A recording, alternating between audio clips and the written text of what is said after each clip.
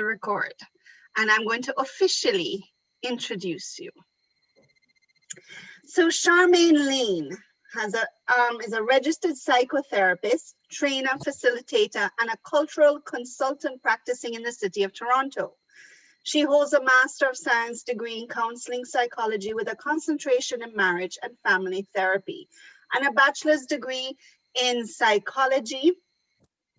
Her training is from psychosocial perspective, giving her not only clinical, psychological, and emotional insight into people's behaviors and needs. Sorry, I'm trying to let people in at the same time. Needs, but also looking through the lens of social determinants and how that contributes to a person's psychological health. Charmaine is trained in several modalities, including, but not limited to, cognitive behavioral therapy, cultural adapted cognitive behavioral therapy, CBT, for English-speaking Caribbean and African populations in Canada, trauma-focused cognitive behavioral therapy, narrative therapy, solutions-focused therapy, ensuring an anti-oppressive and anti-racism framework is utilized in the therapeutic journey with her clients. She's an advocate for young people of color and have rallied on their behalf. She's experienced in trauma and how it affects racialized youth, and most specifically youth of African descent. She co-founded Milan and Associates, an organization dedicated to the reunification of Black children in child welfare with their families. Presently, an associate president of Balanced Living Message and Wellness Center, where she practices psychotherapy as part of a multidisciplinary team on a part-time basis, and is a part-time professor at Humboldt College, where she's part of the Faculty of Community and Social Services and a part of the Faculty of Interdisciplinary Studies at Durham College, teaching dual credit course, Conflict, Colonization, and Courage, First Nations, Métis, and Inuit in Canada. She is also a sessional equity trainer for the Ontario Association of Children's Aid Societies, where she trains province-wide on equity and child welfare as it pertains to anti-Black racism. She developed and offered training to organizations on trauma and the Black youth experience, looking at the trauma that Black youth face on account of anti-Black racism and the impact on mental health, with the effort of reauthoring their stories. She's experienced in children and adult mental health, and she has spent many years as a supervisor in children's mental health, focusing on dual diagnosis. She has also spent over 6 years assessing and counseling trauma in the LGBTQ+ST2+ community on the intersectionality of race and sexuality. She specializes in trauma and its contribution to other mental health issues such as depression and anxiety. She is experienced in assessment, testing, and long and short interventions. And we are very blessed to have her here tonight. And seeing that with her expertise, she's the woman I'd like to be. Rebecca, I was laughing because you know this whole thing about Jamaicans, how we have a whole bunch of jobs. We're hustlers, man. We're hustlers. I was thinking as you were reading about how all these. It is so true. It is so true. And, you know, seeing that, I would like to acknowledge, I know we are all in different lands right now. So I'm going to do a group acknowledgement of the lands that we all are on and acknowledge our Indigenous peoples of Canada and say thank you. Thank you for letting us be here tonight. All right, and I do have a land acknowledgement as well. So you can go ahead. How do we do it over Zoom though? Because we're on different parts. Well, the webinar is happening in Canada, so we do it based on the land on which we are, right? But I do think that because what the land acknowledgement is in this context is about the work that we're getting ready to do on this land, right? Mm-hmm. So, but we still acknowledge all the other wonderful Indigenous bodies and your indigeneity all over the world tonight. And we are grateful to have you. I will share. Do you want me to share my slides yet or not yet? Yeah, you're now in control. I'm going to sit back and really learn. All right, Miss. So my other thing is, Do we have the youth in already, or do we want to Yes, start? we do. We have youths. If you'd like, everybody, can we introduce ourselves quickly, or would you like to go ahead and then we can just talk? Because we have youth, we have mummies, we have a variety of people here tonight. Either way, how about I think because you and I talked about the way that we want to navigate it is, I'm trying to do the hosting part of it now to share my screen. So I need to get up on, okay. This Zoom thing sometimes get to me. Okay. Oh, yeah. I don't think you've made me a host yet, Rebecca. I thought I did. Yeah. I'm seeing nothing. Charmaine, you're a co-host. So why is it not allowing me to share my screen? Make host. I'm going to host you. Yeah. All right. Okay. No so co-host for you. You're hosted. So now I got to be watching to see who comes in, right? I'm still a co-host, so I think okay. I can still admit. Perfect. All right. Oh my I God. hope. I think Dagmar, you might be co-hosting, so you can. If I don't see anybody, I'll let you know. You could go ahead and let people in. I'm just gonna change my name here so they don't get confused. Yes, because you're both R.E.S.T Center. All right. So while you're doing that, Rebecca already did the introductions as to who I am. My name is Charmaine Lane, and I'm just really happy to be here, sharing this piece of the work with you and having this conversation. Again, what is wrong with my parents? So this is the topic, right? What is wrong with my parents? And let me preface this by saying I'm at home. We understand how it is on Zoom these days when you're at home, right? So anything could happen. Go, buddy. All right. So are you seeing my screen? I am seeing your screen. Is everybody else seeing the screen? Because I actually reclaimed host so that I could let people in. Yes. And I don't want to be the one to be navigating the boards and stuff. Okay. So again, the yes, acknowledgement. Yes, we're getting chats to saying yes, everybody's seeing your screen. Perfect. So we acknowledge all Indigenous peoples on whose territories we live and learn. We honor their connection to the land and respect the importance of the diverse teachings, traditions, and practices within their territories. So again, Rebecca did say there are other people from other lands, so we acknowledge that as well. And we welcome you. If you have the youth ready, Rebecca, I would like people to maybe throw out some questions, because I know that's how you wanted it to open up a discussion. Did you sort of have them have questions before, or I could start and then we could move through it? You can start and then ask questions. All right. So tonight we're here, we're going to talk about what is wrong with my parents. So why is it that our parents act the way they do? And we're looking tonight strictly from a Black lens, right? And that is Canadian Black people, Afrocentric people from all over the world, right? Where your ancestry is in Africa. I don't know where, you could be Jamaican heritage, Trini heritage, Dominican, Brazilian, wherever in the world you're from. We're talking about diasporic Black people tonight, and whose ancestry is in Africa.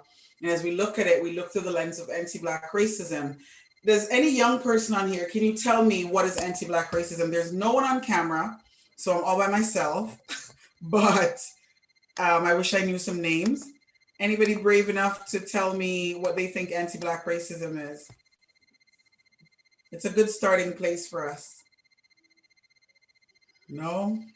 No. Takers. It doesn't look like I have any takers. All right. Come on, people. I know. And I didn't do a lot of slides, Rebecca, on purpose because of the format that you No, man, we're going to chat. We're going to chat. I hear you, girl. I hear you.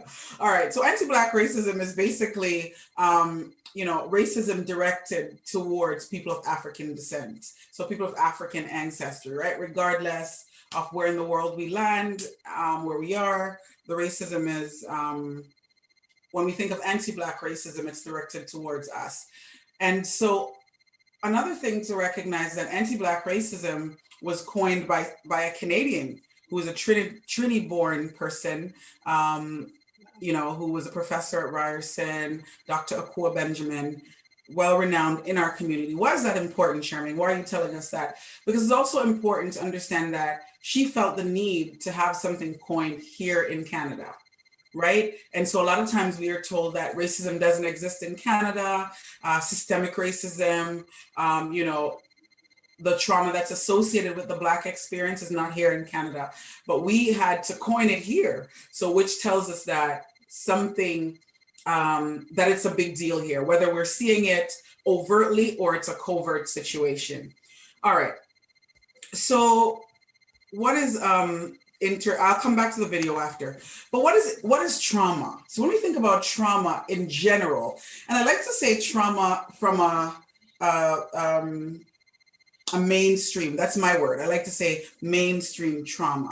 So this is where you can be in an accident, where you can, you know, be in an abusive relationship, all these other things, and people acknowledge that you might be suffering from, you know, it might have been a traumatic experience for you.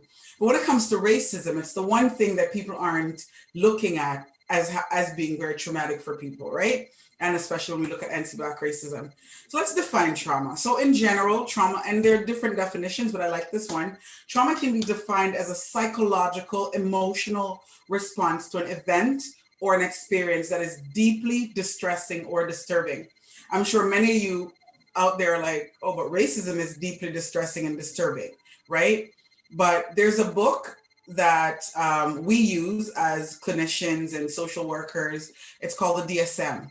And this is where what we go to decide what is mental health. So say, for instance, somebody had a mental health issue like schizophrenia, bipolar, anything like that. We go to that document, right? That book rather, to decide if, you know, to find out exactly what the symptoms are. Now that book, if you can believe it, everyone who's listening, that book does not have racial trauma in there. Yet, there's an acknowledgement that racial trauma looks like post-traumatic stress disorder, right? Which is something that's in the book, but it's not in, and I know I'm talking to young people tonight, so I'm trying to speak your language, so bear with me. Josiah came on camera, I appreciate that. I'm seeing the screen, but I'll take it, right? So, you know, so in that book, there's nothing that talks about racial trauma. So even if I was to have, you know, I was to experience racism and is traumatized by it, I can't go to a psychologist or a psychiatrist or anyone looking for a diagnosis, right? Because there's nowhere that they're going to be able to look. So for me, doing my own research and really coming to this place by some wonderful people like Dr. Erlanger Turner, you know, Dr. Joy DeGray, just to name a few, Dr. Comas Diaz, people like that who've started, all these American people who've decided that, no, we need to look into this as racialized people. We need to look into this as Black people to say, okay, when we have racism happen to us, there are times we're traumatized. We're afraid to go to school. We're afraid to go to work. You know, we see this thing on the news. We see all these things on the news all the time, all these things happening and no one acknowledging that this is harmful to us, right? So mainstream trauma, people can understand that easily. You know, if Rebecca was to tell me that she was stabbed or raped or something like that, I'll be like, oh my gosh, you must be so traumatized. You know, and everything after that, I'd be able to understand. But when it comes to racial trauma, this is where, you know, for the most part, well, in general, there's nothing, you know, people aren't really talking about it. And so that's why we're here tonight to talk about it. So what is intergenerational trauma? I'm going to use them interchangeably tonight, right? So racial trauma and intergenerational trauma. I'll use them interchangeably and I'll define them separately for you. So intergenerational trauma is the transmission, right, of historical oppression. So from one generation to another. The video that I have up top talks about what happens to the Jewish people as well. It talks about what happened to indigenous bodies as well. So it's not just limited to us Black people. And just so you know, the term intergenerational trauma started being thrown around by indigenous bodies before Black bodies started using it as well, right? And especially in Canada where you live, it's accepted more if people talk about it from, you know, all other aspects. So from a Jewish place, you know, because of the Holocaust and all that stuff, people can deal with that of course they're going to be traumatized. Of course they could pass that down through generations. But when we talk about it, and when we talk about it from an indigenous place here in Canada, people can say, yeah, for sure. Indigenous bodies have suffered years of intergenerational trauma because they've had, residential schools all the way up into the 90s and all these other things. But when the Black experience comes around, there's something that shifts. And so I often wonder, why is it so uncomfortable? And when I'm training clinicians and social workers, social service workers, people who are doing this work, we can have that conversation because we know what's happening, why it's so different for Black people. So I'll give you the Coles Notes version of it, why it's so different. So slavery is the one thing that Canada proudly say we weren't a part of, right? But it's not true, right? We understand that segregated schools didn't close in Canada till 1983, right? That was when, exactly, Rebecca, that was when the last segregated school closed in Canada. So Black kids were only allowed to go to that school, and Black kids went here, white kids went here. So we had it here in Canada.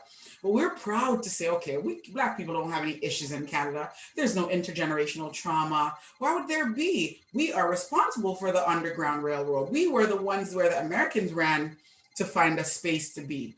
But again, this is not so. Like we had a lot of different issues happening here, right? So when you think about the transmission of historical oppression and its negative consequences, right? So when we're talking about intergenerational trauma, we're talking about if your mother, say your grandmother, grew up in a time where segregation existed in Canada, and the trauma of that got passed on to your mother. Or say we're from the islands, like Rebecca and I are from Jamaica, right? Say, for instance, you're in Jamaica and you came from a family where they were picking cotton, not cotton, but sugar cane. And cotton is in Jamaica, by the way. So cotton, sugar cane, and living on plantations generations ago. And so each generation has passed that down. A lot of times, and we're going to watch a video that talks about that, a lot of times when it's being passed down, it's not because people are aware of it. So the mother just doesn't get up and say, okay, so we have the understanding that we don't praise our children as Black people because in slavery time, if you praise them, then the master's going to want to, they're going to be on the master's radar that this one is a good worker. He can be sold for a good price, right? So what we do now as mothers, so we go to the school to hear from the teachers at parent-teacher meeting about our child. And what we do is, the teacher says, oh, that child is so wonderful. We're like, no, he's okay. I don't know what's wrong with him. And so we find the negative pieces to talk about. Why is that? Right? And then the child is sitting there going, what is wrong with my parents? Like, why would the teacher be saying something wonderful about me and you're there talking me down?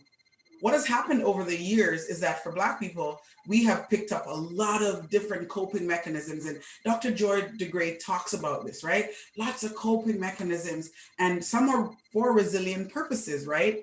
And some are very detrimental. So there was a time when something such as, for lack of a better word, dogging your child, right, served a purpose and served as a cloak for that child to be able to not be harmed, right? But now in today's society, what the child is going to read that as, oh my gosh, this woman or man or my parents really don't care about me. And so a lot of Black parents would realize what's going on. It's like something you just know, right? And a lot of people whose proximity to Black people, such as Rebecca, might understand what's going on, right? Because of your proximity. You're born and raised in the Caribbean, right? In Jamaica. So your proximity will also sometimes allow you to understand what's going on. And so without speaking, you'll know that, no, the mother really cares, but this is what's happening, right? But the harm is, by the time the child realizes, the damage is already done. Do you get what I mean? And so this is where we have to push against, or what we have to push against, to say, okay, wait a minute, why is it that we are using destructive practices, right? And why is it that there are things, I was involved in a conversation today with a Black male who runs a program for other Black males. And he said he remembered telling this Black woman about the program. And the woman was like, he said it's a program helping Black fathers to really parent. And she's like, oh, but that's an oxymoron, which is to say Black fathers, like what you're trying to do isn't going to work because they're not designed to do this, And so that's heartbreaking, right? Because to know that that's what people think, right? And so a lot of Black fathers perpetuate that, right? They're saying, okay, well, you think this of me, so I'm just going to be that, right? So that's a question you could ask. What's wrong with my Black father? What's wrong with my Black mother, right? They perpetuate some of the things that their parents told them, right? And I know in Jamaica, when I was growing up, there were times when I would hear people say to their kids, and for those of you who are from the Caribbean, I don't know if this is a word that is used in your island, but you're a cruff. And so you're telling that to the kid that you're a cruff, which means you're a loser. You're right? dating yourself, Charmaine. You're dating yourself. Now. You know it, right? I look good, so I'll continue dating myself. So they'll say things like, you're a loser. Let me undate myself, Rebecca. You're a loser, right? And the child now internalizes that. And I know again, you're dirty, like all these language. All these things. And the child is like, and I spoke with a mother who did that a lot. And the son started saying, he used I'm salt, right? Which means everything bad is going to happen to me. And his life did turn out that way, right? So when we ask the question tonight, what is wrong with my parents? Their parents told them that. And so the trauma, because you can't parent beyond where you've been, right? Unless you relearn and reauthor the story. So if your parent told you you're good for nothing, then you tell your kid they're good for nothing until someone breaks that cycle, then the intergenerational trauma will continue. And so as we're talking about trauma from a race-based perspective, I wanted to be clear that there's so many other instances of intergenerational trauma. It's not just race, right? If your mother was abused or your father was abused and they in turn abuse you and you in turn abuse your child. And so the trauma just keeps keep going like a wheel, right? And subsequently, all these generations are lost, right? All right, so again, and here in the definition, it's historical oppression. So more specifically, they're looking at if you're from a race of people that were historically oppressed, what do you think about yourself, right? And I would love to hear from some of the young people tonight, if they're Black and on here. I'm going to pick on somebody because I see Courtney. And Courtney is my fellow Jamaican. Come on, Courtney. Courtney's not a Jamaican name for real. Okay, Courtney, there you are. You don't have to come on camera, but I would love to hear. Is Courtney Black? Yes. We can't just assume all Jamaicans are Black, No, I know him. Oh, really? I know, right? Listen, this is a conversation we're having today. Thank you, Charmaine. There you are, Courtney. Hi, Courtney. So, Courtney, I don't know if this is your experience. Rebecca and I are not saying it is, but I want you to tell me, as a Black male, and I know sometimes it's different when you migrate from Jamaica, when you immigrate from Jamaica to Canada or places like this. In Jamaica, racism looks very different. It's more of a class thing. So we're like, because a lot of things that you said, my mother did to me and I do to my son, and I'm white. Speak it right. So we'll talk about that piece in a minute. So when you think about it, Courtney, when you first got here, you're probably like, oh, I love everybody. Racism doesn't exist. And then you were rudely awakened, right? Absolutely. It was like a cultural shock because, as I said, back home, we never looked at things like, oh, that person's too Black or that person is whatever the case is. We look like, oh, that person lives in Ligani or they're the upper class, stuff like that, So when I really got here, it was because the first time I actually experienced like real racism is when I came here and walking into a store and this person kept following me thinking I'm ready to steal something. I mean, yeah, I had my hoodie on and all of that. I know I'm a Black person, I get that. But it's a fact that I was shopping and they keep on bothering me. That's the only reason I felt like racism existed in Canada. But see, Courtney, how someone came into my little space, I had to put my camera off, but I'll put it back on in a second. But Courtney, how you said, you prefaced it, and this is where the problem lies, and we're going to dig into that a little bit, where you preface it by saying, well, I had my hoodie on. What does it matter? If a white guy had his hoodie on, would it make a difference? Do you see what I'm saying? So this is how, and we're going to talk about shopping while black, because that's all that was. You were shopping while black. Exactly. That was your only crime. Because, Courtney, would you have been treated like that at Fontana Pharmacy in Barbican? No way. Exactly. He wouldn't have been treated like that. But you see what I mean, Courtney? So when you think about it, you were shopping while black, and that's all you were doing, right? I never heard about that one, but that's a good one. Now, as you didn't grow up with racism initially, and then you moved to Canada and it started happening. Tell me what, and we're gonna now dig into what happens to you now, the shift in even the way you think about yourself, right? So you came here thinking you're a king, and then you enter Canada, and this kind of stuff starts happening. What does it do to the way you see yourself now in the world as a black man? I feel like I can't express, because I love to wear a do-rag. So when I go on the road, I feel like I have to take it off or hide it under a hat, you know? So I feel like I'm suppressing my personality in a way that I can't share how I need to look. Yeah. You know? So not only are you suppressing, I'm getting goosebumps, by the way, because this is my work that I love so much, and hearing the perspective of people who live it, right? Because my work was birthed out of talking to clients such as yourself, right? Who are saying, I wore my hoodie as a cloak of, I feel more comfortable, and it allows me to feel a cloak of competence, right? That's what it is for me, rather, a cloak of competence. But when I'm judged based on it. But the thing that I love that you said, what ends up happening is you feel, so here you are. And it's the same for us black girls with our hair. We're going to an appointment and we're thinking, okay, can I wear this to an interview? Do you get what I mean? And so you start second guessing yourself. And even as a black professional, and I feel the most beautiful with my hair like this. I feel the most beautiful with my hair like in braids. But when I think about when I wear it straight, people are like, oh, you're so blah, blah, non-black people. And so you start thinking about, like, I don't personally, because I'm good with me, I'm good with my blackness, but not all of us are there. Do you get what I mean? Not all of us are there. So the other piece that I think about that you said, which I absolutely love that you brought in, is that you're constantly second guessing. So now you're heading to the store, you're like, okay, let me take off my do-rag. Let me not wear a hoodie. And then what does that do to your personality? And there's a word that we use, I don't have it on here. It's called something another switching. So basically, I forgot oh gosh, look it up, Rebecca, I forgot. It's also self-imaging. It's also self-imaging. That too, but it's something that we do, especially in the corporate world. You switch, right? And so when you're around with certain people as a black body, you switch quickly. It's called code switching. Put it in the chat. Code switching. Code switching. Thank you. There's some brilliant people. And Shania, I was going to call you next. Shania, thanks for that. But it's true. We're code switching, right? All the time.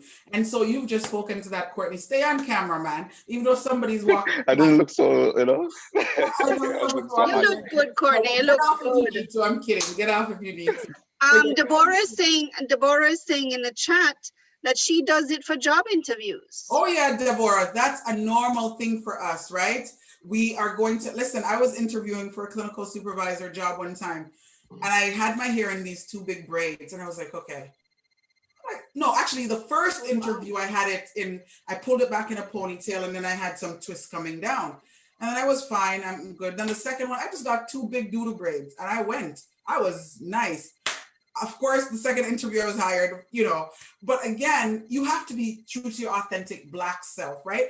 Because if we're not, y'all, what's going to happen is intergenerational trauma, Courtney, because think about what you'll tell your children. Deborah, think about what you'll tell your children, right? We're going to now have to cloak up our kids. When they wake up in the morning, remind them. And I do it with my kids. I have two little kids. And sometimes last night my daughter, had sent a video, just a silly TikTok video to her little white friend. And the mom messaged me, can you ask her? I pulled my daughter up and I said, listen, it's going to look as though the black kid has no upbringing. It doesn't matter. You're always having to think about it. Do you know what I mean? Whereas they don't think about it, because I had another parent who we were talking and she said, we should do to her what she does to us. And the parent is Indian. She said, she's always telling us, yet her daughter has no self-regulation or nothing, right? But we don't tell her that. We just like, whatever. you know, and so one of the things that we said to our daughter was, this is something in our house. We found this funny. This is not something you send out to other people. Because there's a cultural piece to that they won't get, Rebecca, right? It was just somebody dancing. It was really hilarious, but it was like a big thing. And so all these things are important. And listen, we have another chat text, and I don't mind reading it out. If you feel more comfortable writing in the chat, I'll read it out for you. It says, yes, it's very hard for young Black men. No, I can read it too, Rebecca, because then I can. Okay, go ahead. And agree? I hope I'm saying your name right. Agree. If I'm wrong, you say it for me. Yeah, you said it's very hard for young Black men. We tell them, carry yourself this way and that way. Exactly, right? And so you have 3 young sons. I hear you. Or male, I don't know what you are. Sorry, person. I don't know how you're doing it. I really love this topic tonight. All right, agree. Can you say your name for me? 15-year-old, and I have a 15-year-old and a 7-year-old boy. And I'm telling you, I lived in New York, so I migrated to Canada 12 years. Mother, and it was hard because also the neighborhood. Yes. They look at you for what neighborhood you grew up in or what you may grow up in. Yes. I love it. Boys, listen, you're a product of me. When you walk out there, you have to be this way. You have to be that way. And but you know what, Aubrey? There's such an unfairness to it though. Yeah. Because then what we do, and when I do this teaching in depth, I talk about this. What we do then, we put the onus on the Black body to say it's your job to ensure that you act a certain way, and society doesn't get anything, right? And I know we are doing it as parents to protect our children. I get that. I'm with you there. And it's not a judgment. I'm just saying, when you think about it in a broader context, Aubrey, what we're doing is a 7-year-old boy, we have the burden to have to act a certain way. You get what I mean? When it's the people. You know, I read an article this week that talked about a little 9-year-old girl in Albany, New York, who the police handcuffed. I forgot what it was about. I'll probably forward it to you, Rebecca. You can probably post it somewhere. And he handcuffed the 9-year-old, and she's like, I want my mom and dad. And this police officer says, you're acting like stop it, you're acting like a child. Now, when you think about it, a 9-year-old is a child, right? But Black kids, especially little Black girls, aren't allowed to be children. There was and I think maybe Rebecca and maybe Dogma has heard me talk about this research. There's a research that was being conducted where they had police officers look at pictures of Black boys, Black girls, white girls in a room. And they didn't tell them what it was about or how old they were. And so when it came to the Black boys, they would say if they were 15, they were 21. So when they're looking at them as adults, right? And the white kids were looked at as kids, even to the point where their ages were lowered and the Black kids were higher. So these are also other things that we're looking at, right? And this is taking a different direction than we expect, but I love where it's going. So when you think about it, imagine if you're a parent, Aubrey, Courtney, all these other people on here who've gone through something, and then you are, say for instance, Aubrey, you went out there to work, or Deborah, I know you talked about your hair, you went to work and someone called you the N-word or, whatever, and you still have to come home and parent your children, or someone, had a microaggression against you, you still have to come home and parent your children. When I first developed trauma in the Black youth experience, I used to always think about my own self and some of the things that I saw and faced, and I'm like, how do you go home? And you have to, that's the Black experience. You have to now sort of remove yourself from being treated like dirt and still parent your children, right? And so how do you not pass that on? And what I want to submit to you tonight and interrogate your thinking about is that you are passing it on, because sometimes it's not consciously done, right? It's subconsciously done. And so, that story about you come home and you kick the dog, right? When something happens to you. So the dog is not who you directly want it to be about, but you can face the person who actually did you wrong, right? So let's continue and see what we're talking about here. Thank you all. I love the participation. We are going to continue doing that. Gloria. Oh, that's a different thing. TDSB. I'm like, what is this? I thought it was for one of you guys. All right. So historical trauma. History is not about the past. And I love this little quote. It looks like a little pedestrian quote, like, why do you always have this? I love this Dr. El Khati and the way, he's like a Pan-Africanist in his teachings. but I like just that history is not about the past, it's about the present. And we need to think about it in this context as we think about intergenerational trauma, right? It's really not, oh, slavery happened a long time ago, colonization happened a long time ago. It's about more than that. It's happening. We experienced George Floyd last year in a pandemic, right? They had a thing on LinkedIn, I saw, I don't know how many other people saw it, where the guy who was wearing the horns at the Capitol, remember that one when the White House got stormed, right? That guy only eats organic foods and was transferred to, he was transferred to a prison that serves only organic foods. George Floyd was killed over $20 or whatever, right? So do you see the difference? So history, again, is not just about the past, it's about the present. So let's continue, people. So what is racial trauma? So like I said, we're using it interchangeably rather. We talked about intergenerational trauma, and now we're talking about racial trauma. And historical trauma, all that Dr. El-Kati is saying is history is not about the past, it's about the present. And so that when he thinks about historical trauma, that's where he sees it, right?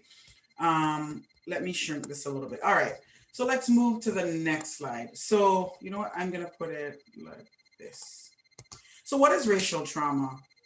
Racial trauma is experiencing psychological symptoms such as anxiety, hypervigilance to threat, or a lack of hopelessness for your future as a result of repeated exposure to racism and discrimination. And this was spoken by Dr. Erlanger Turner, another person that I've done his readings as well. And he has an amazing book that speaks to mental health in the African-American community. So what he says is that symptoms can include depression and anger outbursts, much like what is typically seen in those suffering from PTSD. But what he also observed, in addition to all this, right, was behaviors that are specific to racial trauma, including a reluctance to interact or general mistrust of white people. I know that this stuff is sometimes hard to talk about, but let me bring you in again. So I'm calling you in to ask about how many of us want to be honest that I'm not going to say that we might have the mistrust for all white people, but there might be instances where we do have mistrust for white people. So tell me, you know, in what settings would you have a mistrust for white people? Come on, people. I'm going to call just Deborah. going Deborah. Yes, I would say for me, it's more so like when I'm shopping. When you're shopping. And so shopping while black is where your mistrust comes out, like, nuh-uh, this white person. And so Deborah, does it just happen with white people or other racialized bodies if they're in, if, you know? You know, I can't, for the most part, I would say, you know, Caucasian. Mm-hmm. But I think I wanted to just back up a little bit because you were talking about what is racial trauma, and I'm reading it here, and it says racial trauma is experiencing psychological symptoms such as anxiety and so forth, right? For me, my racial trauma stems from Hollywood. From watching a lot of the movies, and you know, back in the day, I used to watch a lot of those, you know, racist movies, and the one with Samuel L. Jackson. I wasn't supposed to be watching this, but I used to watch a lot of Jerry Springer back in the day when Jerry Springer used to do the KKK shows, you know. So that, for me, that, you know. And so how did it present, Deborah? How did it present? So when I say present, so if you came in to see me, I said, so what were the symptoms? Like, how did it come out for you? The symptoms, anger. Anger, I love it. In another one of my training, I talk about the purpose of anger and the function that anger serves as it pertains to racial trauma. Thank you for that level of vulnerability, though. I really appreciate that. Because, and then the sad thing is, in those movies, not something like Jerry Springer, but in the movies, what producers and stuff were trying to do was to show the reality of what happens to Black people.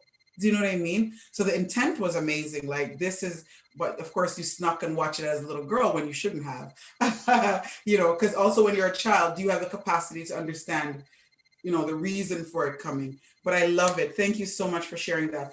I want to go back to when you're in the stores and shopping. I know for me, I am the same with all racialized bodies, unless they're Black.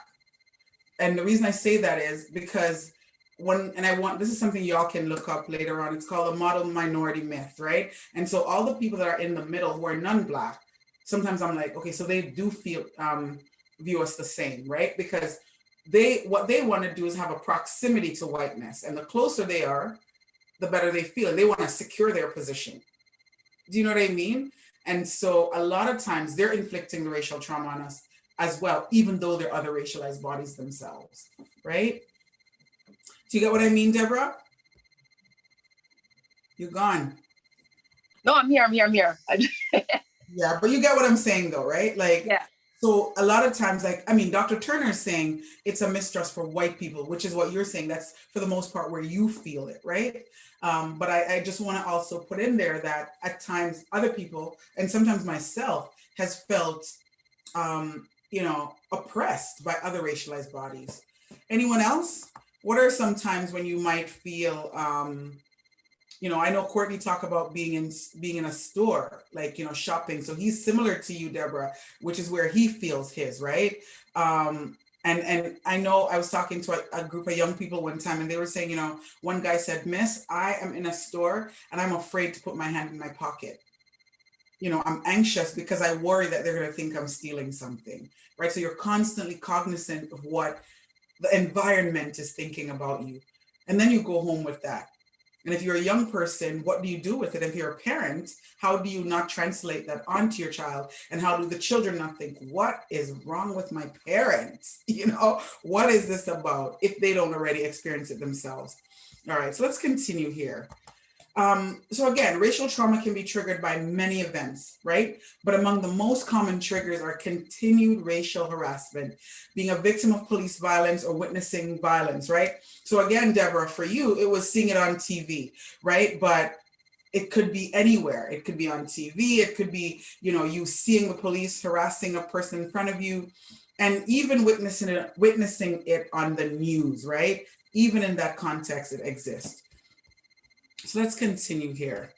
So the next thing is, and this is what I term trauma and the Black experience. And we've talked about a little bit of it already. So the trauma that is experienced through anti-Black racism is present in most interactions for Black people. And this is unfortunate, but it's true.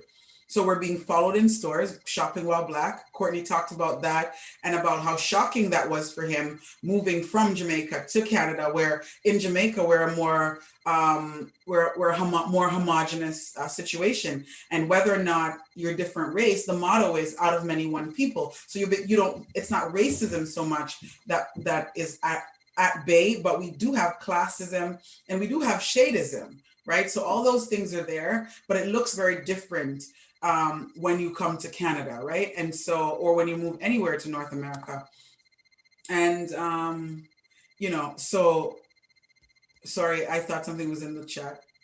Shania said, yep, all the slavery movie, and the news is worse. Yeah, you're right, KG. So it's so true. Because the news, as you know, KG, is in real time, right? So you're witnessing these things happening in real time. So it's not like it's long time ago, and so we're trying to put the narrative into today's society to show you what happened in slavery. No, you're watching Black people beaten, shot, killed, and still nothing comes of it, right? Whatever language, the criminalization of our bodies, all these different things are happening, and it's happening in news. The news is bringing it into our homes, and the children are traumatized and the parents are traumatized. So then what do, right? All right, so let's continue here. And the way they report it too, exactly. Other people get the whole thing, KG, of not, not having their identity to say whether they're probably doing it now because there's been an uproar about that. I used to watch that when I was younger and think, why is it that if they're Black, we know right away that they're Black? But if they're another race, we don't know right away that they're another race. You know what I mean? And so I used to cringe, like, oh my gosh, God, please don't let them be Black. Please don't let them be Black. The minute you hear that a crime happens, you don't want them to be Black, because as a community, you believe that's a reflection of you as well. All right, another thing, cashiers asking for extra identification, right? Insensitive remarks by coworkers and friends, profiling by law enforcement, driving while Black, being feared and avoided, racial slurs, threats, right? And this brings us to what we call microaggressions. And so as we think about it, what are microaggressions? They're acts of, I'll tell you in a minute, but acts of microaggression can present anxiety in Black people and extreme distress in Black youth, right? So if you're a Black parent and you've gone to the store and you're racially profiled, it can bring anxiety in you. And then you go home to your children. And then if you're a youth and you're going through that, what do you do with it? Especially if a space has not been created for you to talk about it. And the impact, I think about what you said, Courtney, about starting to second guess yourself. Okay, so I'm going to the store. Can I wear this? Can I wear that? And say, for instance, you're in a session with someone, you know, you went to rest and you're in with your work or whoever, right? And no one's asking you about that piece of your life, because that's just not something that is mainstream, right? It's almost like it's an expectation that Black people are treated a certain way. So no one's there saying, okay, Courtney, so I know that you were late for the session. I don't know if you go to rest or anything. I'm just using that as an example. I know that, you know, you're late for the thing. Why are you late today? Da, da, da. Not knowing that you just went and had an experience in a store and was so impacted by that you probably took a few moments to sit and say, why is this happening? Right? So no one's asking about those things. Do you have your hand up?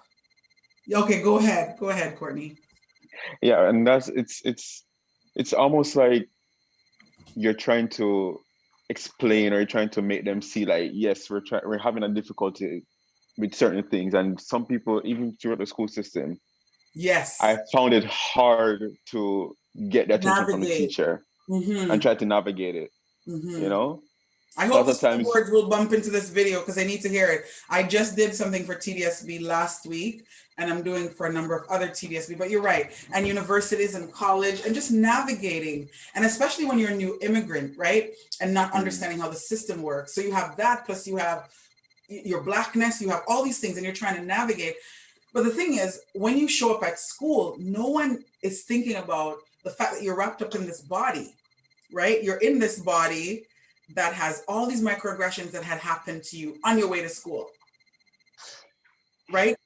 And so what all they're caring about, and this is why for my work, I talk about the contribution of racial trauma to other mental health issues, right? So now you could be anxious, Courtney, right? But they're not thinking your anxiety. So they're treating the secondary symptom, which is the anxiety, not understanding that anxiety came out of you having that experience in the store.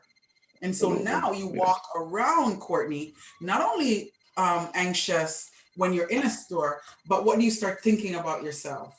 I'm not worthy. Like, I'm not worth this. I'm not worth that. And so that becomes a part of your narrative. And then you see it on the news where our bodies are treated so badly. And then you say, see, I was right. This is what they really think about us. Do you get what I mean? And so until we understand how that's happening, right, we can't really do the work for Black people, right? Because first people have to buy into the idea that this trauma exists. Do you know what I mean? It's easy, Courtney, if you came to me and told me that you got in a car accident and you can't sit around the steering anymore to drive. I can understand that. PTSD. Rebecca will understand that. Everybody will understand that, because it's what I call mainstream trauma. But if you came to me and you said, Charmaine, well, not me, because that's my work. So of course I'd be, if you came into session with me, Courtney, and you told me you lived in Oshawa or Curtis or some far place in Ontario, Waterloo, Hamilton, somewhere, Boonville, Milton, wherever. And you came to me and you said, I live out there, Charmaine, and I'm in here to speak to you about anxiety. I hate to say my anxiety, it's not your anxiety. I'm here to speak about anxiety. As a clinician who studies this kind of work, I would want to know, what is it like as a young Black male navigating life in rural Ontario?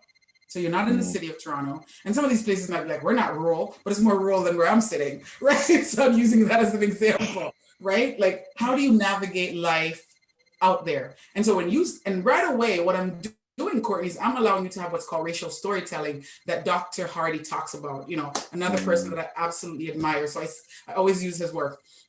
So what I'm letting you do is you tell me, because tonight, if we weren't having this conversation, nobody probably would have known how you felt about being in a store and feeling. That's like the second time I ever talked about it. You see what I'm saying? And so we have to learn as people who are doing the work to create a space for race. We have to be able to be curious about your experience. You know what I mean? And to say, as a Black male, so you're in here to talk about anxiety. Okay, so I get that, Courtney. So let's talk about, and I would probably ask you, in what spaces are you the most anxious? And then you will be saying to me, you know what, I'm the only Black youth in my school. Boom. So I'm going to be able to build from that and understand how the body that you're in is now a contribution to the anxiety that you're feeling. Do you see what I'm saying? And it's the same with parents. It's the same with adults. It's the same, right? You're the only worker on a team who's Black. You wear your hair a certain way and you constantly have to explain yourself. How come your hair was short yesterday and it's long today? And all this nonsense that nobody's going to ask anybody else. They're not asking the white girl who's gluing fake hair in her hair because everybody assumes that it's her hair. Do you see what I'm saying? But the fact is, for Black people, we constantly, and the thing is, we're always guilty and then innocent, where everybody else is innocent and then guilty. And then guilty. Do you know what I'm saying? And so walking around with that as parents, as youth, is a heavy burden. You know, and sometimes if you're, say you're continental, or again, people from the Caribbean who are coming directly, and say you're a continental parent. This is some of the other teachings that I do. And I'm using continental because I find that a lot, that continental parents who move, especially like from Nigeria and all those places, they'll say to their kids, there's no racism. We don't know what you're talking about. You know, and so it's hard for the kids who are now in North America to try to help them to navigate, because when you're from continent, you don't have the North American experience of racism. Because again, you're coming from places where everybody looks like you. Do you know what I mean? And if they don't, you are it in your country. Those are Black places, right? For lack of a better word. Thank you for that, Courtney. All right, so let's see here. So let's look at microaggressions. So this was taken out of the therapeutic, Dr. Charles Mora talked in the stress and therapeutic relationships around trauma. And this was a definition that came out of it. Microaggressions are brief and commonplace verbal, behavioral, or environmental indignities. Whether they're intentional or unintentional, they communicate hostile, derogatory, or negative racial slights and insults towards people of color, right? And in this case, towards Black people, because I don't consider myself a person of color, I'm a Black person. It is like stoning someone to death with peanuts and offering them a sip of water from time to time.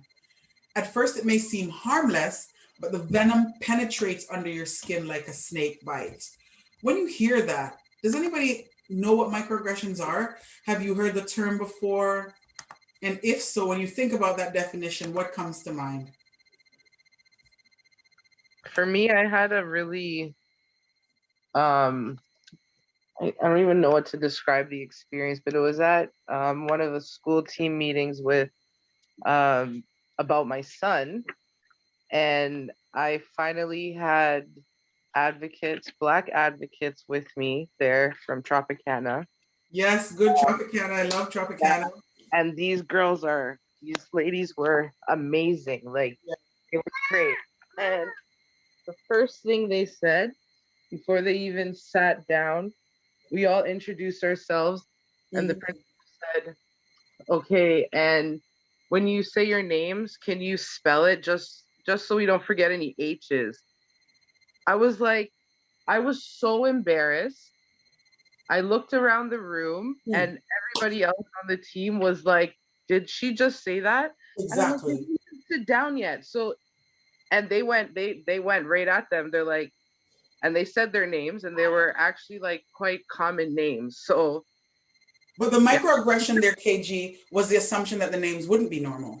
Well, and I mean normal in air quotes, because what's normal, right? The assumption was that it was going to be whatever they thought was Black names, you know? And it was so like natural. It wasn't a second thought. So how do you think I could feel comfortable with my kids being there, subject to that all the time, if it was for you to treat people like that? Exactly. KG, you have just delivered a true example of microaggression, right? And imagine, KG, what this definition says. It's like stoning you to death with peanuts, right? And so peanuts are like, people are like, that's light. Peanuts can't do nothing to you. It's just a little peanuts throwing here and there. But the thing is, peanuts over time. It's going to be hitting you, and you're just, imagine how you feel because you're dodging it every minute, right? And so, KG, you raised a good point. Imagine if your children are there and facing that every day, every single day. Because the assumption, and I am so like, I'm trying to hold myself together, but I'm glad you had the Tropicana ladies there, advocates there with you, because imagine the nonsense. Can you all spell your name for us so we won't? And say, for instance, because they can argue that we would have asked that of anyone, right? But if you have a sensitivity to working with Black people and people of color, not people of color, and racialized bodies rather, then you're gonna know when to put those things in place, right? And so this is where the cultural humility comes in, that people need to understand, right? Because if I went to Japan, or if I'm with Japanese people, I understand that eye contact is a big thing. I'm not going to be just staring people in the face, right? I'm going to learn the norms of that place, or I'm going to learn the norms of working with people like that. But when it comes to Black bodies, it's just taken for granted. But KG, thank you so much for the vulnerability and for sharing that example that's so powerful with us. Much appreciated. So let's look at the different forms. And KG, you probably can tell me which one you think yours fell under when they did that to you. So we're going to look at 3 main ones. We're good to move? All right, peeps, thank you for participating. This is wonderful. All right, let's look at the microaggressions. So micro insults. Oh, and of course my title, historical trauma and microaggression. And so what I didn't say on the other slide was historical trauma now presents, right, microaggression presents now as historical trauma. Right? So microaggression becomes modern day reinforcements of historical trauma. That's a big piece that I want people to have lodged in their minds tonight as we think more about historical trauma and microaggressions. So the first one is micro insults, right? And this is characterized by communications that convey rudeness and insensitivity and demean a person's racial heritage or identity. The next one is microassault, and this is an explicit racial degradation characterized primarily by a verbal or nonverbal attack meant to hurt the intended victim. And then the last one is, and this is one that I pay attention to because of the psychological piece that's attached to it, and really how it can cause harm, for many, many generations. And so communications that exclude, negate, or nullify the psychological thoughts, feelings, or experiential reality of a person of color, and in this case, a Black person, or of a racialized person. And so what are people's thoughts about this? And where do you see some of the experiences that you've had do you see it anywhere in this paper? Like, right? I think it would be a micro insult. You feel like it was micro assault, right? Because it was quite explicit, yeah? Is that why you're thinking that it was quite explicit? And so I think because I think I'm looking in between insult and assault, because that is insulting, but I don't think she understood. But that doesn't excuse it. Because microaggressions are in whether it's implicit or explicit, right? Right. And this is it. And this is the first, and it's funny too, because this is the first impression. Yes. Everything. But your advocates was there too. So that's also the first. So they're there to advocate. So they're seeing firsthand why you needed them there. Yes. But that wasn't my first. So as soon as they walked in and that happened, I was kind of like, well, you know what to expect now. So they went. Right. And sort of like you're saying, you needed this to happen I need to show y'all exactly what I'm talking about. So this woman or this person did you a great favor, right? Yeah, right off the bat. We got there right off the bat. As you look back now, you can laugh, but I'm sure you were teased the day that it happened. Anyone else? Thank you so much, KG. Anyone else? It's Deborah here. Hello, Deborah. I'm looking at the 3 of these, and I don't know where, like, my situation. Briefly, my son started school. This was like maybe 2 years ago. I'm in Durham, and I got a call. Like, just say school started maybe the Tuesday. I got a call maybe the Thursday at my workplace from the teacher saying that my son and another student they were just being kids, and they had like a little hands-on. And I said to her, like she was saying that she was blaming it on my son. So I said to her, well, how do you know that it was only him? So her response was, and I will never forget, she said, I know that little girl, she's a sweet little girl. And this is the first week of school. The week is not even finished, right? And that was the beginning, because for the rest of the year, at least for the next 6 months, she was just on my son, messaging me, your son, your son, your son. And I was just like, wow. And so your poor blessed child was already having anti-Black racism against him right away. That's one piece. And I don't know if, Rebecca, you remember when I did the presentation for R.E.S.T, and I did the case of Jalen, right? The young little boy who was 5 years old, Deborah, and on the playground, an older white boy did the thing. No one spoke to him, but all the attention was on this 5-year-old little Black baby. You know what I mean? And so our children, and I think it's more than it's microaggression in general, what you're talking about, but it's also anti-Black racism and a lot of implicit biases that's wrapped up in there, right? Because this teacher already have, and I'm thankful that you're telling me, because I'm now involved with Durham District School Board very much. I just did an affinity group for them yesterday. Okay. And I know the social workers, the whole psych and social work department, I train them, and they are really invested in teachers now getting this information, because there are too many teachers. Because when you think about the pipeline from school to child welfare, it's usually the teachers. Do you know what I mean? And so, yes, the social workers and all these other people can do the work, but if the teachers aren't doing the work. And so what did you end up doing about it, Deborah? Oh, Lord. Well, I raised hell up. I had how many meetings? I planned on, suing them. They actually, what they did was they called in, like, I refused to speak to them after I saw that it wasn't going anywhere, because they were not taking responsibility. Right. And I remember one day I came in, I think it was after the holiday. I came in to drop off my son. He was late. And there was a Black lady just popped out of nowhere. She's like, hey, I'm from the DDSP. Oh my God, I've been wanting to meet you so much. And I'm just like, Exactly. So I feel like they just called her in to just, That's the token, right? They're getting the token in there to make sure, right? So I just chuckled it off. Yeah. So it ended well? Did you get any? No. That was 2 years ago, and we're still going through. Okay. So you don't have to change anymore. It's ongoing. Yeah. So is your baby still at the school?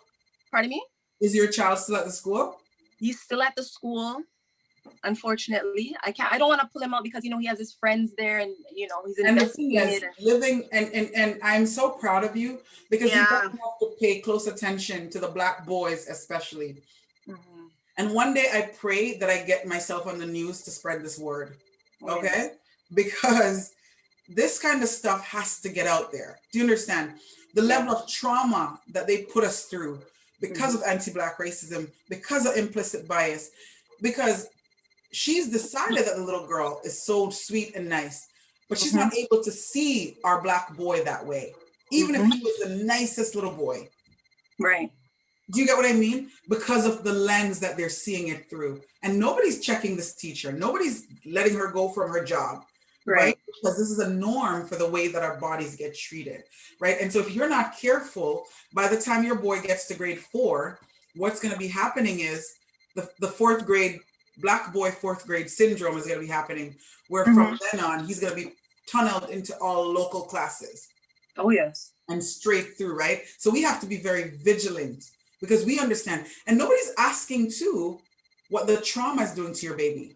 And so I hope after tonight, Deborah, that you'll sit him down and have a conversation. He may not want to, but really ask him, what has it been like for you attending school at that school, blah, blah, blah, blah, blah. Sometimes they're not too young for us to have the conversation, but you're going to make it about, let him tell you his story. Right.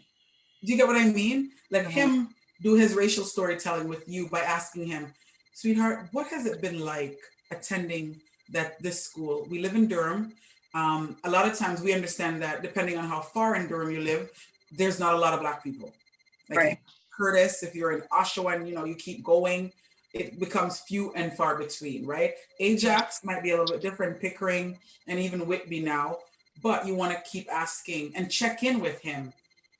Yeah. I had a girl, and her parents know I always share her story. She's my client, City of Durham. She used to be my client, and she experienced racial trauma since grade 6 and never told her parents, where she was asked what tribe she's from, you know, and the first person she told was me when we were in session. And how did that come about? Because I knew where she was living. I'm looking at a beautiful, dark, pigmented Black girl in front of me. And so my first question to her was, what is it like attending school in Durham, in that part of Durham?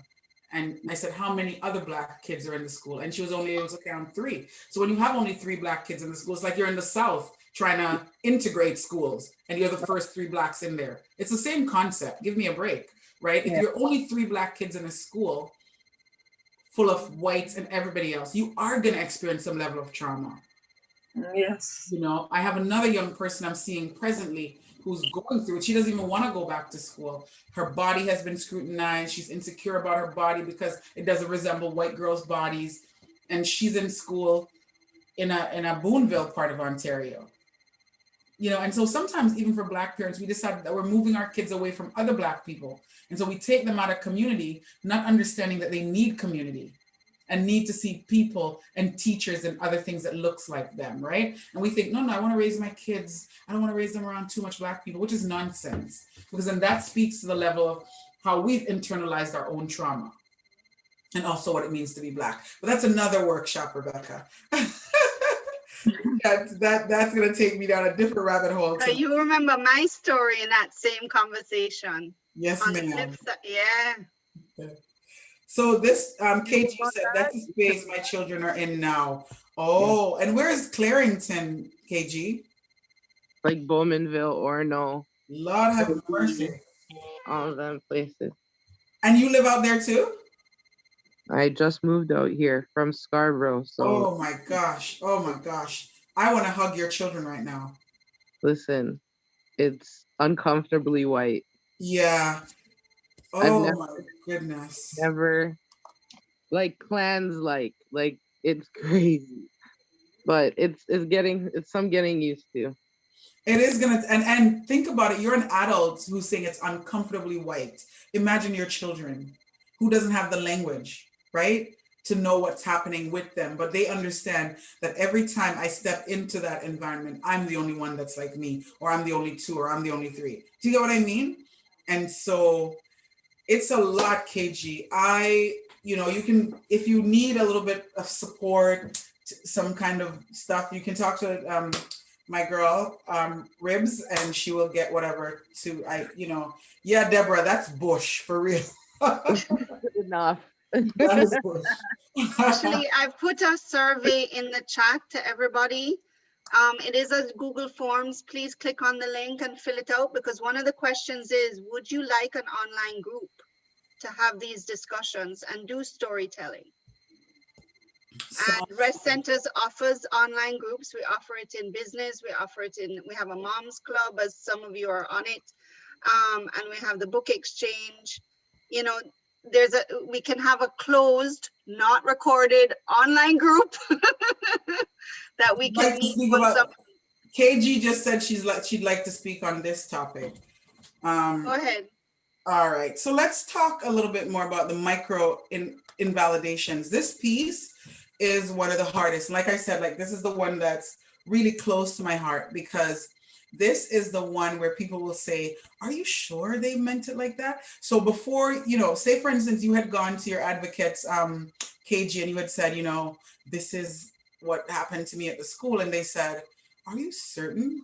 Are you sure? Maybe they didn't mean it like that. What they've done is they nullify what your experience has been. Do you know what I mean? And that happens in a lot of workplaces, happens in a lot of school environments, a lot. Are you sure that they meant it like that? No, maybe they didn't mean it like that. Maybe you're reading into things and all these other things. And so for me, this is damaging, because now we're hitting the psychological piece, right? And your thoughts and your cognition of what you're saying took place, right? And how your body felt in the moment. There's no one validating that, right? So yeah, all right, so let's move on. I say right a lot, right? All right, so we're almost there.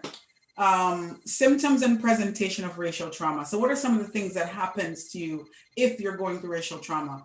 So race-based traumatic stress differs from post-traumatic stress disorder, right? In that victims are exposed to constant racial microaggression. So for instance, this far place that you're talking about, KG, I think about what your children might experience on a daily basis. And a lot of it, remember, a lot of it are micro, right? So it's not people coming out and saying things, but it's if a fight happens, like Deborah says, it doesn't automatically, the kids aren't treated fairly.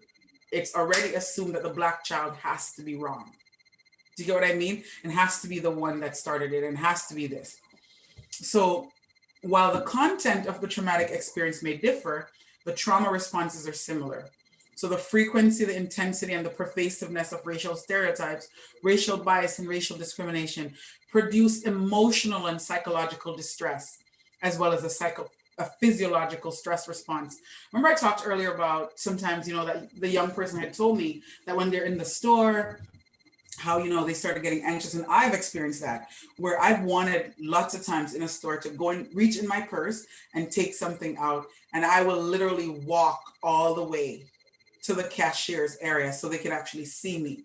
I'm putting myself in view so that it's not going to be assumed that me reaching in my purse could be misconstrued as anything but that, right?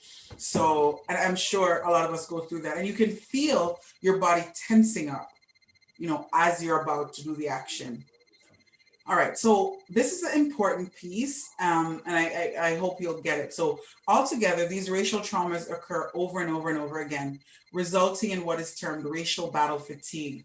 Racial battle fatigue, basically, it's just that, right? It's fatigue from, you're tired, you're fatigued from hearing, seeing, and experiencing incessant racism and racial discrimination. Like you can't take it anymore.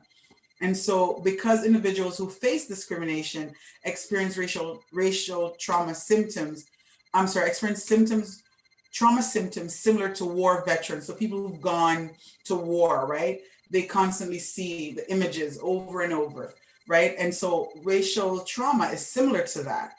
But remember at the onset, I told you that for racial trauma, it's nowhere in the DSM. But for post-traumatic stress, it's there, and yet they mirror each other, right? So again, it speaks to somebody telling us in our Black bodies what mental health looks like or what trauma looks like for us. So they haven't written about it because it's not important. It's in Black and racialized bodies. Oh, well, that's not really mental health. That's not really trauma, right? In their eyes. And so we have to now decide. And if we go to our boss and say, you know what, I'm traumatized because of racism, I need to take some time off. We don't have anything to prove that. Because now we can go to a psychiatrist or a psychologist and say, I need to have an assessment for this. And then there's going to be a diagnosis because it doesn't exist anywhere, right? And so it just continues. So what do you do with that? And so, like I said, this imagery, it connotes an arduous uphill battle, right? So it's a hard uphill battle and exhaustion. Like sometimes you're tired of explaining yourself. Deborah, I'm sure you were like, okay, they're calling about him again.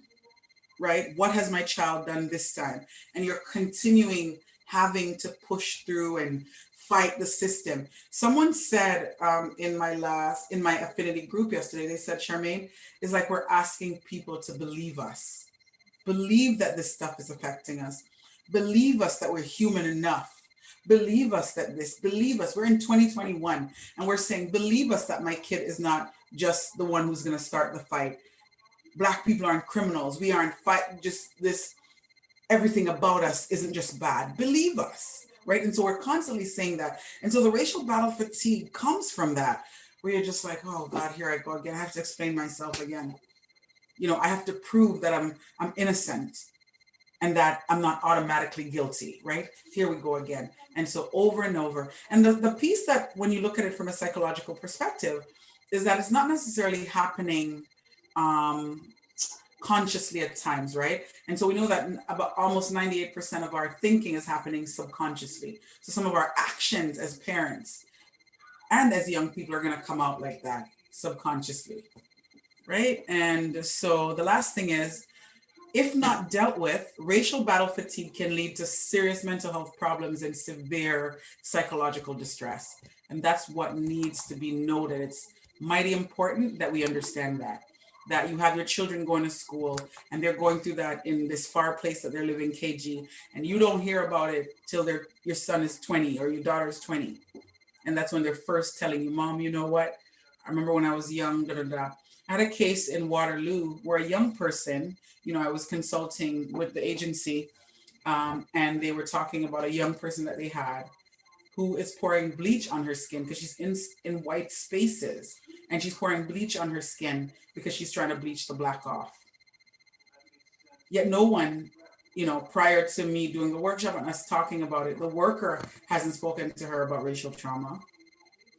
Do you get what I mean? And so it becomes very hard when you hear those stories.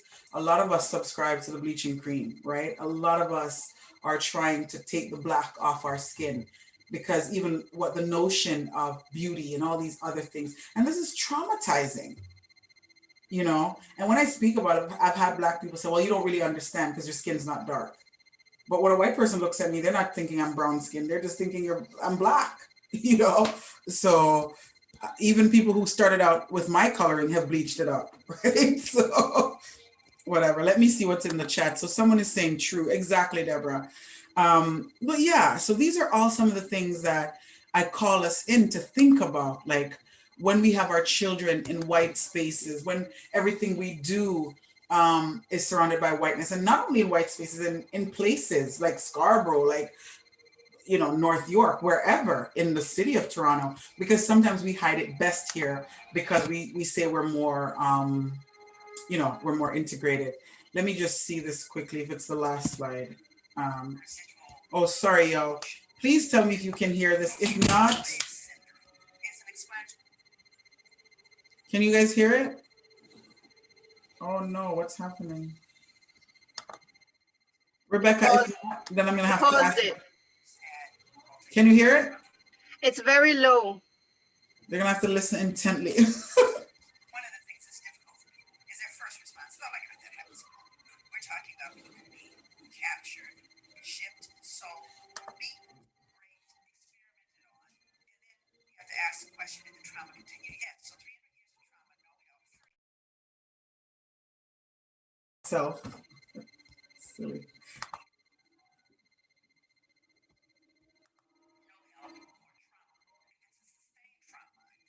The impact of that is also sustained. When we look at multi-generational trauma, and we're looking at people who are maybe victims of natural disasters, and their families, and their children, generations of folks who have experienced war, and we know that there are residual mental, emotional, traumatic impact. What I did was I started to look at the African American experience, starting with slavery, as a real clear, long, enduring trauma. So I started to see that there were clear connections between that survival behavior and contemporary living in African American experience. I started to see common behaviors that I took for granted as well cultural. There's adaptive behaviors, survival behaviors. Well, what are they? Let's just say 2019, you have a Black mother and a white mother. The sons go to school together. They find themselves at a meeting. The Black mother leans over to the white mother and says, I just wanted to mention to you that I noticed that your son is really doing quite well. And the white mother's response is, oh, thank you. She begins to go on and on about, he won the science fairs, uncle's an astronaut. She's just oozing. She realizes the Black mother's son is actually excelling. She says, wait a minute, your son's the one that's really coming along. And the Black mother responds, oh my God, he's a handful, but oh, he just works my nerves. Now, when I'm working with African American people, it doesn't matter what the audience is. It doesn't matter what class. If I were to ask, is she very proud while she's saying those denigrating things? And everybody laughs and goes, of course. There's a secret. Because everybody Black knows that even though the Black mother is going, oh my God, she's really proud. So now let's roll that scene back 300 years. And let's say this Black mother is working in the fields, and a white slave owner comes through and says, wow, that boy is really coming along. What is she going to say? No, he's not. He's stupid. He's shiftless. He can't work because I don't want you to sell him. So I denigrate them to protect them. That is called appropriate adaptation when living in a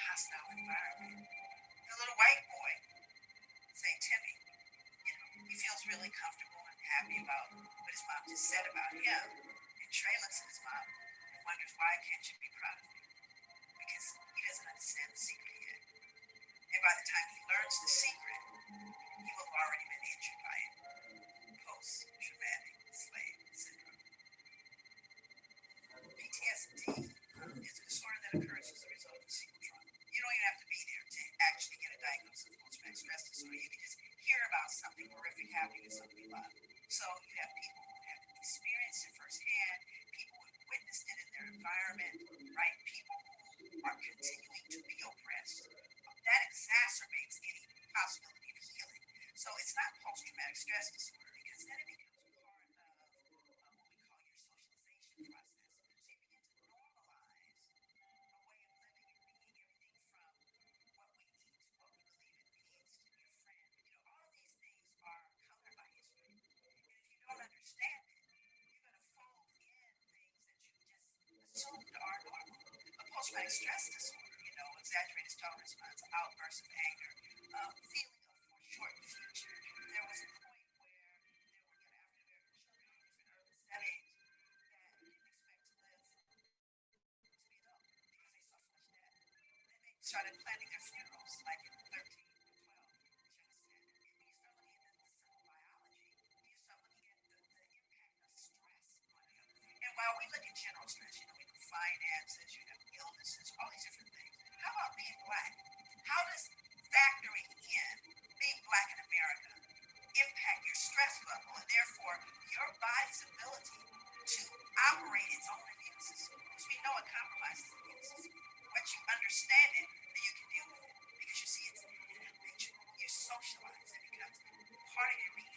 So one of the ways you begin to address that multi-generational trauma is to work with the people it directly impacts, to hear from them. And when you give the people the information, I think the first order of business is beginning to have a conversation. And the other is to educate the larger society. You have to stop the assault.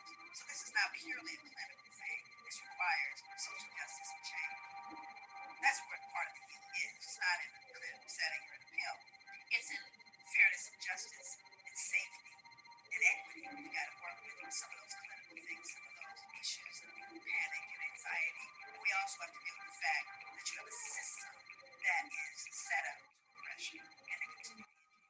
Both those things have to be done. And they cannot singularly by themselves affect a child. They have to be done together.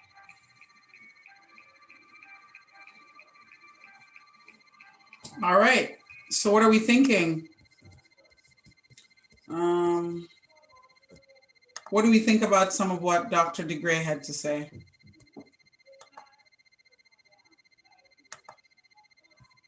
There's a comment in the chat. Okay, Chatsy Patsy, where are you? Oh, here we are. How about the compliment? You're pretty for a black girl. Exactly. That one is actually a major microaggression, right? Like, and they think that they are paying you a compliment. You're pretty for a black girl. You're telling me then, oh my gosh. I hate that one so much that I don't even want to keep going there. But were people able to hear her? And what do you think about what she talks about, some of the things that we end up doing as parents that are coping mechanisms that we didn't even know?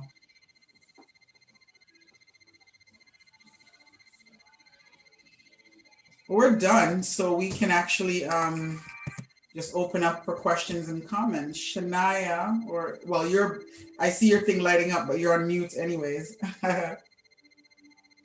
You can, they said it was hard to hear, Charmaine, but one of the things, you can look it up on YouTube. Yeah, it's called the effects of slavery.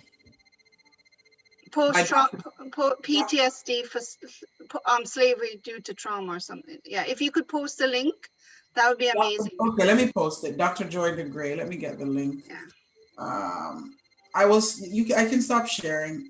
Then I'll get the link. Yeah, and then we can do a few questions. But before we go to the questions, please fill out the form so we at R.E.S.T can serve you better when it comes to the workshops.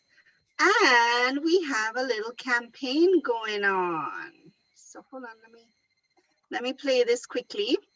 Right now we have a social media campaign. The winner gets a $50 Uber Eats gift card and $50 donated to R.E.S.T Center in their name. Hold on, let me do it again. And I press play. And we give a little, and the rules are follow us on Instagram and Twitter. So it's R.E.S.T Centers on Instagram and Twitter, and as well like us on Facebook. So all social media. Tag 2 friends in the comment and mention one fact about R.E.S.T, and it could even be that they give workshops. And other, but you can go to restcenters.org for our facts. Please, please, please. I mean, we're really trying to build up our place. And then we also put the Instagram link in the chat, and the YouTube is in the chat. And you know, if you want to watch this this workshop and other workshops that we have done, you can go on BYM Peel for more of these workshops, and that's on our YouTube channel. But please, if you could fill out the form, that's so important to us, so that we can serve you better. And I've posted it twice. So just click on the link, put in the email. Our next one is African cooking. Our chef is going to be showing us how to cook, and she's actually in Kenya right now. She is the owner of Mama Africa here in Toronto, the restaurant and catering service, and she's presently in Kenya right now, but she's agreed to actually do the workshop. So that's going to be exciting. That's next week, Thursday. And then March, we start with financial literacy with the Black Business and Professional Association, and we even doing tax time, how to do your taxes as youth and young parents. So we have so much happening on a Thursday night, and we have our other groups. So I'm gonna, now that I've done my pitching, Charmaine, I'm going to stop recording so that we can have that open discussion.